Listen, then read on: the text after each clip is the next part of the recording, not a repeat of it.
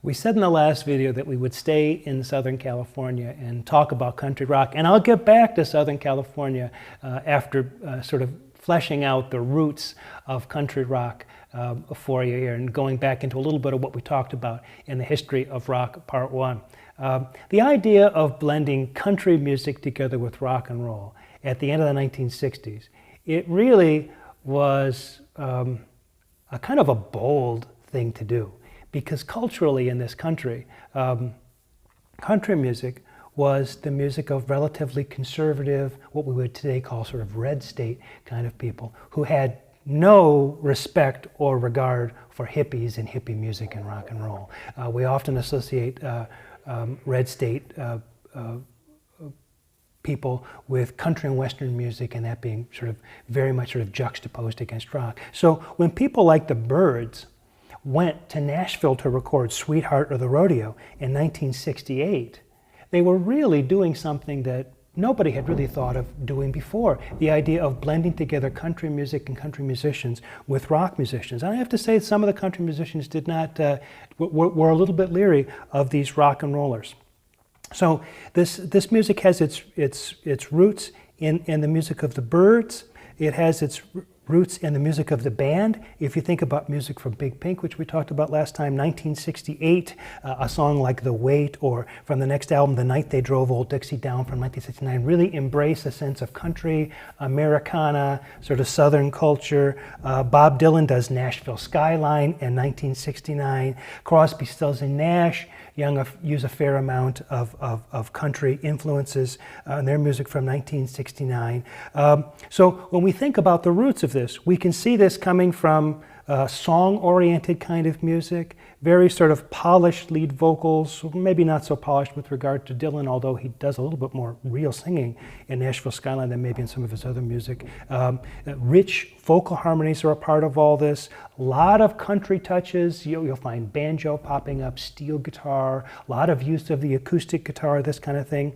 It was in many ways this reaction among this earlier music that we're talking about, the Byrds, the band, Bob Dylan, was a kind of a reaction against the excesses of psychedelic music. It was about going back to acoustic records, acoustic sounds, going back to sort of roots kinds of sounds, and a really embrace of Americana. And this apparent simplicity seemed more honest to some people and more authentic. It wasn't full of all of this, what they might have seen as studio trickery. It really just kind of got down to a singer, a song, an acoustic instrument. In so many ways, shared a lot of aesthetics with the singer-songwriter movement that we just got done talking about. One important precursor to country rock that doesn't often get mentioned is Creedence Clearwater Revival. In fact, it's another group, like a group like Three Dog Night or Grand Funk, that don't easily fit into our story about the history of rock, but nevertheless a group that played an important role in the formation of rock's history. Creedence Clearwater Revival came from San Francisco, but they were not really emblematic or representative in any way of the psychedelia that had been going on there during the late 1960s. John Fogerty, the lead singer and songwriter of the group, had a voice that sounded like it was somewhere between country and western music and blues.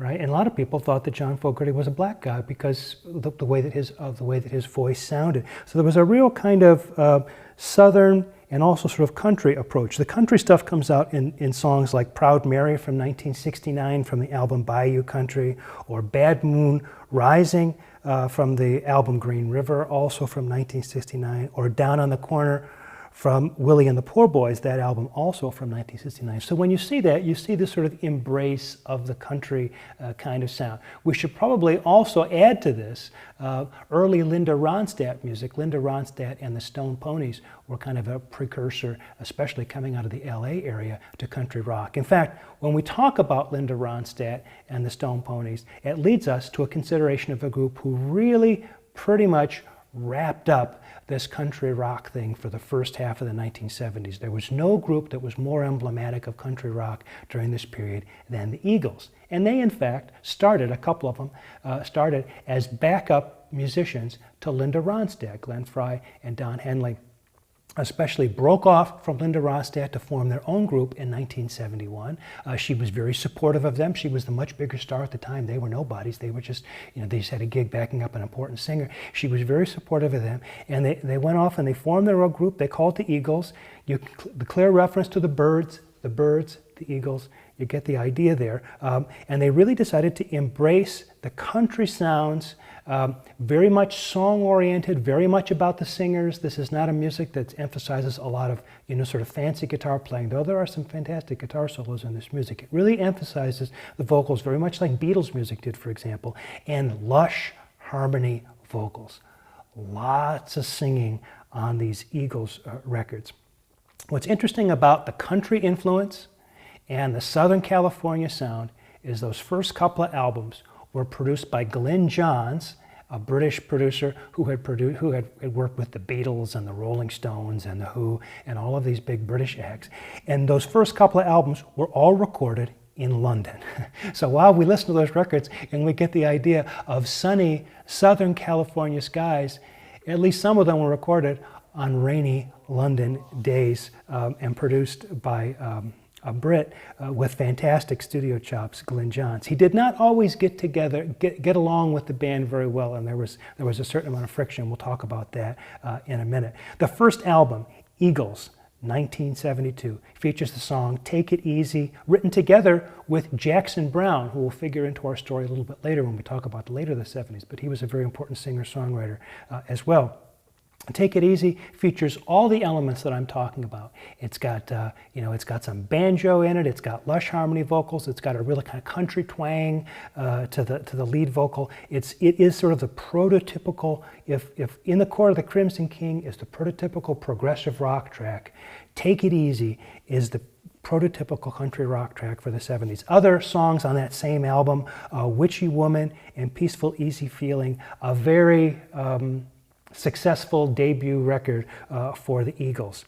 They follow up in 1973 with Desperado, which is actually a concept album based on the Old West. I think they got the idea of the Old West concept album thing a little bit from Crosby, Stills, Nash & Young's Deja Vu, which was still pretty fresh in their minds. But wherever they got the idea, it was a concept album in country rock. Now, we don't usually think of country rock and concept album because country rock is about simplicity and Americana and that kind of thing. Concept albums are all about pomposity. But actually, between Desperado and an album we'll talk about in a couple of weeks, Hotel California, we really can see the Eagles and the concept album, sort of going hand in hand more than one might expect. Anyway, this album was kind of a disappointing follow-up in terms of sales, despite the fact that the song Desperado has become a kind of an emblematic song for the Eagles in the years since, and also the song Tequila Sunrise.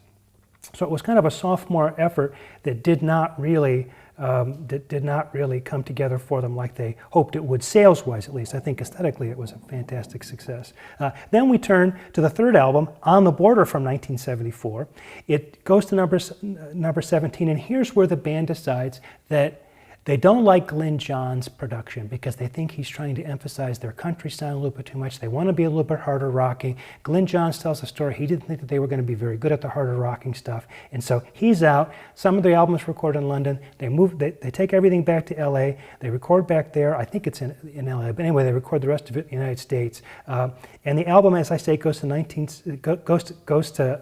number 17 in 1974 and has the big #1 hit, The Best of My Love. The last of this series of early country rock tunes for the Eagles is One of Those Nights, the most successful of those, One of Those Nights, #1 in 1975 with tracks like One of Those Nights, Lion Eyes, and Take It to the Limit. After that, the Eagles kind of morph into a different kind of group, and we'll return to them when we talk about rock in the second half of the 70s, and we talk about the big album, Hotel California, and the Long Run. Those albums become kind of mega albums for the group and really characterize a lot of what's happening more in the second half of the 70s than these early sort of country rock albums do.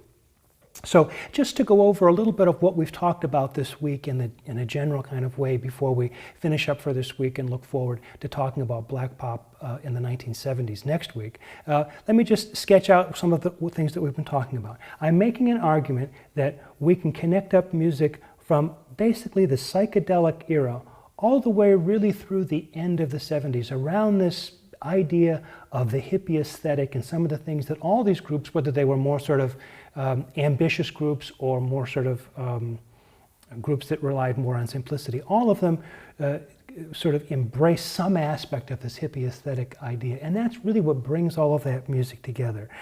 We see in the first half of the 70s the branching out of different styles coming out of psychedelia into specialty styles, and that's what we spent the week talking about. But we also see the building of the music business. We see the business getting bigger than anybody ever expected it to do. What that does is it brings more money into the business, and a lot of people would say what had become an amazing variety of styles in the first half of the 70s get more and more homogenized down into safe bets of things that people know they can sell a lot of because everybody wants that big album and goes searching for it. A lot of that music from the last half of the 70s is referred to as corporate rock. It's music that was sort of, people would say, cynically constructed simply to sell. Now, a lot of people would say that's hogwash because, in fact, that music from the second half of the 70s constitutes a lot of what's considered classic rock these days. But we'll wait for that discussion until we get there. I just want to give you the shape of the decade. At the end of the decade, we're going to see the arrival of punk rock, which seems to want to defeat the hippie aesthetic, and also disco, which, whether it wants to defeat the hippie aesthetic or not, stands in juxtaposition against it. The other thing that we haven't mentioned that I think is worth mentioning just at the very tail end of this is the important development in technology that follows this. And this is mostly in recording technology. People talk about the Beatles' Sgt. Pepper's having been recorded on a couple of 4-track machines. By the time we get to the end of the 60s and the end of the 70s, increasingly more tracks are available to artists. And so what started as 4-track becomes 8 tracks in the end of the 60s, then 16, then 32, 48.